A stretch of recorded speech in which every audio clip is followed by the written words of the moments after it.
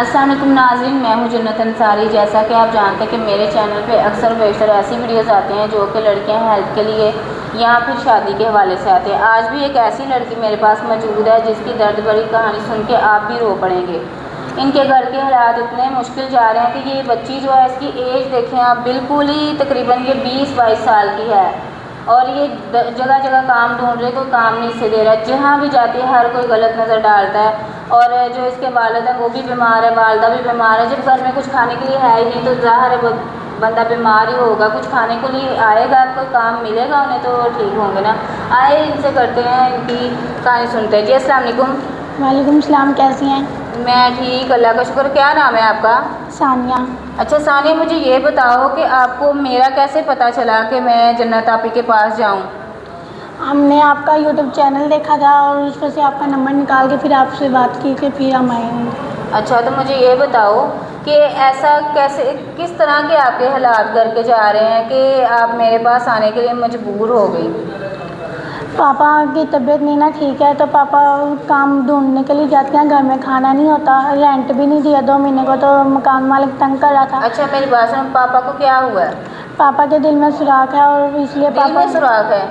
तो डॉक्टर को चेक करवाया? जी, वो इतनी मेडिसिन लिख के देते हैं लेकिन पैसे नहीं होते लेने के लिए। तो ऑपरेशन वगैरह का बताया या सिर्फ मेडिसिन से सही हो जाएंगे? वो कह रहे हैं ऑपरेशन करवाना है इसका। ऑपरेशन करवाना है। और वालदा को क्या हुआ है? जब पापा आते हैं ना कि काम नहीं ना मिला तो फिर मम्मा भी परेशान हो जाती है, मम्मा की भी तबीयत नहीं ठीक रहने लगती। तो आप बता रही थी कि 2-3 दिन आप भूखे रहते हैं। अगर 2-3 दिन भूखे रहने के बाद फिर कैसे खाना आता है? कि कोई हमसाए वगैरह दे के जाते हैं या खुद तुम्हारे पापा को काम तो मिलता नहीं? किस तरह कोई, यानी कि कोई रिश्तेदार दे के जाते हैं? यानी कि कोई रिश्तेदार आपको खाना दे के जाते हैं या कोई हमसाए देते हैं? कौन देता है? रिश्तेदार पूछते हैं आपको?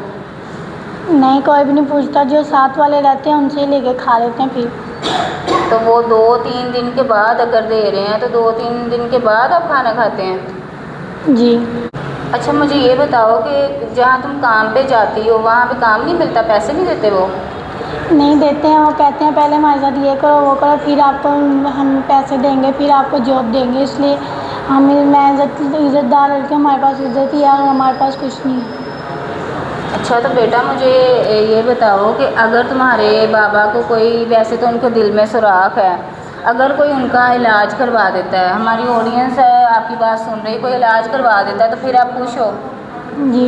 और तो आपके बाबा को कोई ऐसा काम करवा देता है कि तुम्हें भी घर से बाहर ना जाना पड़े और तुम्हारी वालदा को भी लोगों के काम ना करने पड़े और इज़्ज़त से घर में आपको बैठे बिठाए काम, यानी कि आप लोग घर में बैठो और आपके बाबा को कोई अगर ओवरसीज़ भाई उन्हें दुकान करवा देता है तो फिर तुम लोग खुश हो?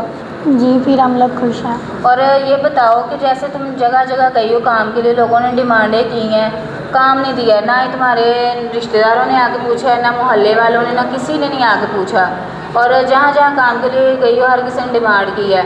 अगर तुम्हारी शादी हम करवा दें तो तुम कर लोगे? कोई ऐसा बंदा मिल जाए कि जो तुम्हारे सर पे हाथ रखे साया बने तुम्हारा, शादी कर लोगी? जी। अच्छा किस तरह के इंसान होना चाहिए कि जिससे तुम शादी करोगी? इस तरह का इंसान हो कि हमारे पापा को भी खुश रखे, मुझे भी खुश रखे, मेरे बहन भाइयों को, मेरे मम्मा पापा को भी खुश रखे, हम अपना घर लेके दे, मेरे पापा को भी कोई जॉब वगैरह लग जाए। जॉब तो मैं कह रही हूँ दुकान वगैरह अगर हो जाए तो वो बेहतर होगी, क्योंकि वो आराम से पंखे के नीचे बैठ के काम करें जैसा कि उनके दिल में सुराख है। और अगर कोई आपके बाबा का इलाज करवा देता है और आपके सारे माली हालात ठीक कर देता है तो आप उनसे शादी कर लोगी? जी। कर लोगी? जी नाज़रीन, ये लड़की की आपने सारी दुख भरी कहानी सुनी है। ये चाह रही हैं कि कोई आके, कोई भी ऐसा अल्लाह का बंदा हो जो कि इसके बाबा का इलाज करवाए, उनके दिल में सुराख है और इनकी फैमिली को संभाले, फैमिली के साथ साथ इसे भी संभाले और इसे शादी कर ले। तो मिलेंगे अगली वीडियो में। अल्लाह हाफिज़।